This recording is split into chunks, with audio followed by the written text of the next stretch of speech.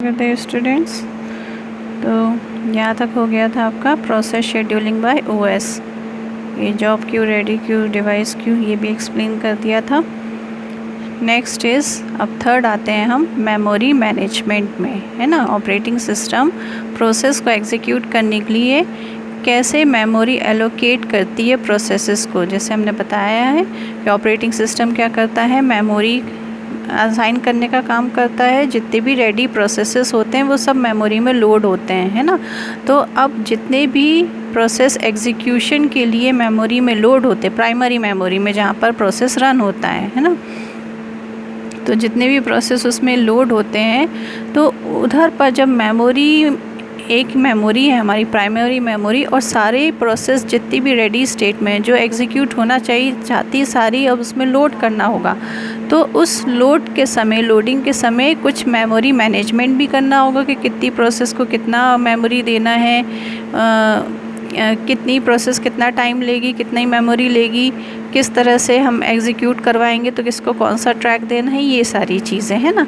तो ये memory management कौन करता है, ऑपरेटिंग सिस्टम करता है। तो क्या क्या चीज़ें होती हैं, मेमोरी मैनेजर ये सारे फंक्शन परफॉर्म करता है। Keeps track of each and every memory location regardless of either it is allocated to some process और इट इज़ फ्री, है ना। तो अब ये करेगा कि कितनी हर एक जितनी भी प्रोसेस है हर किसी को मेमोरी लोकेट करवाना है ना। चाहे वो मेमोरी किसी और पर्पस के लिए यूज़ हो रही हो चाहे फ्री हो, है ना। अगर यूज़ हो गई है तो उसको फ्री करने के बाद फिर मेमोरी का एलोकेशन होगा दूसरी प्रोसेस को। तो इसका ट्रैक रखना। Check how much memory is to be located to process and how it is be located, means कितनी मेमोरी किस प्रोसेस को देना है और कैसे देना है ना। Next, decide which process will get memory at what time. तो ये भी डिसाइड करना रहता है कि कौन सी प्रोसेस को किस समय मेमोरी एलोकेट करना है।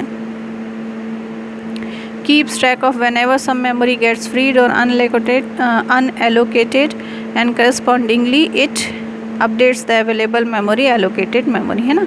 मीन्स अगर जैसे कोई प्रोसेस ने मेमोरी फ्री कर दी, मीन्स वो रन हो गई है, एग्जीक्यूट हो गई है, उसने मेमोरी फ्री कर दी, तो जितनी भी फ्री और अनएलोकेटेड मेमोरी है तो फिर से उसका अपडेशन करना होगा, है ना।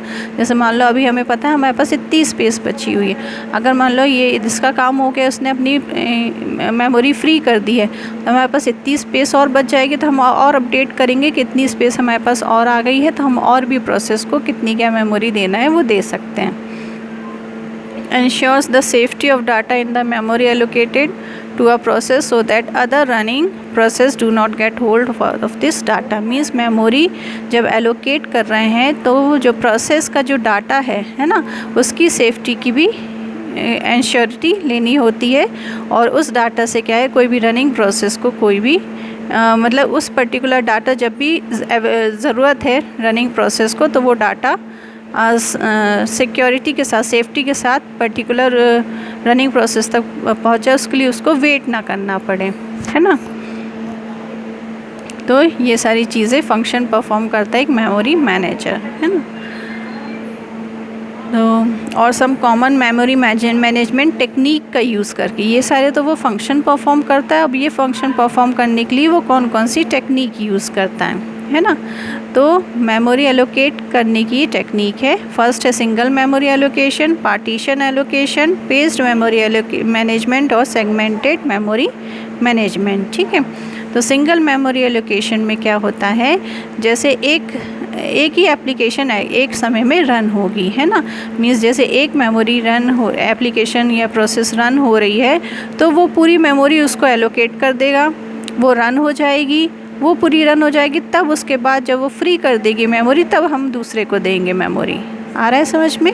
मीन्स एक बार में पूरी मेमोरी एक ही प्रोसेस यूज़ कर रही है ना, वो एग्जीक्यूट होने के बाद फ्री करेगी तब दूसरे को देंगे, फिर दूसरा पूरी मेमोरी यूज़ करेगी, फिर एग्जीक्यूट होने के बाद फ्री करेगी, फिर तीसरे को देंगे। इसको कहते हैं हम सिंगल मेमोरी एलोकेशन।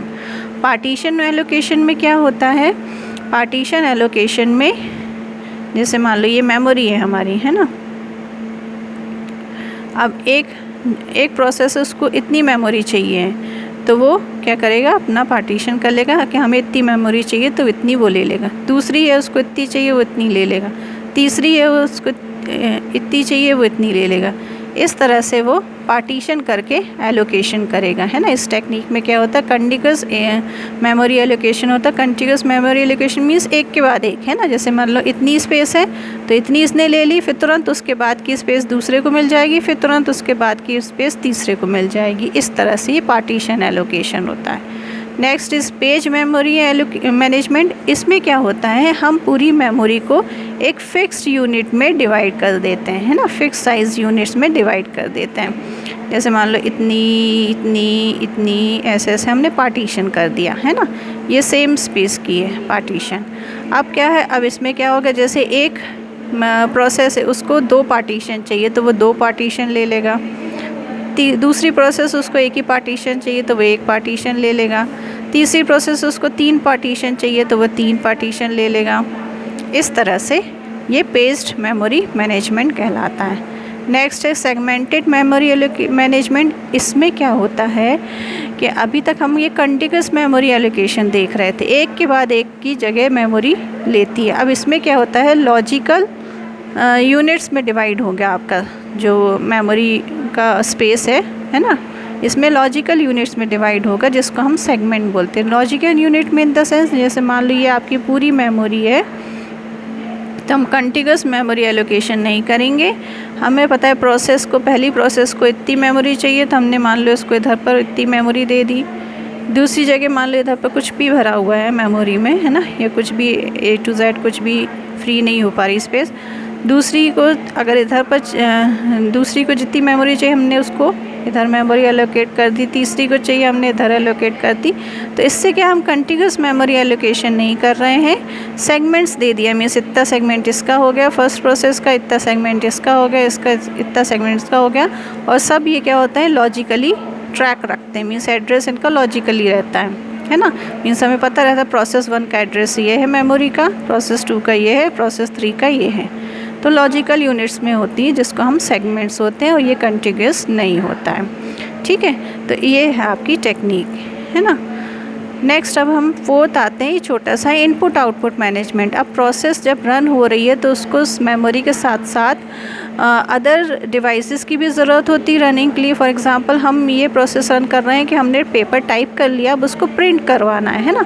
तो जब हम पेपर टाइप कर रहे हैं तो मीन्स हम एक इनपुट डिवाइस का यूज़ कर रहे हैं जिससे हम डेटा को इनपुट कर रहे हैं लगातार, है ना। और अगर फिर जो हमारा टाइपिंग वर्क हो गया है तो हम उसको प्रिंटर के लिए देंगे। मीन्स प्रिंटर क्या है, एक हमारा आउटपुट डिवाइस है, तो आउटपुट के लिए देंगे। तो इस तरह से क्या होगा, जो भी रनिंग प्रोसेस है उसका इनपुट आउटपुट एलोकेशन भी इनपुट आउटपुट मैनेजर देखता है कि किस प्रोसेस को कब इनपुट की डिवाइस की ज़रूरत है और किस प्रोसेस को कब आउटपुट की डिवाइस की ज़रूरत है ना। तो वो उसको उस हिसाब से रिस्पॉन्स करता है। ठीक है, तो ये आपके ऑपरेटिंग सिस्टम के जो 4 फंक्शंस थे वो कंप्लीट हो गए हैं। पहला फंक्शन प्रोसेस मैनेजमेंट का हमने देखा था। नेक्स्ट हमने देखा था प्रोसेस शेड्यूलिंग का। नेक्स्ट फिर मेमोरी मैनेजमेंट और ये इनपुट आउटपुट मैनेजमेंट।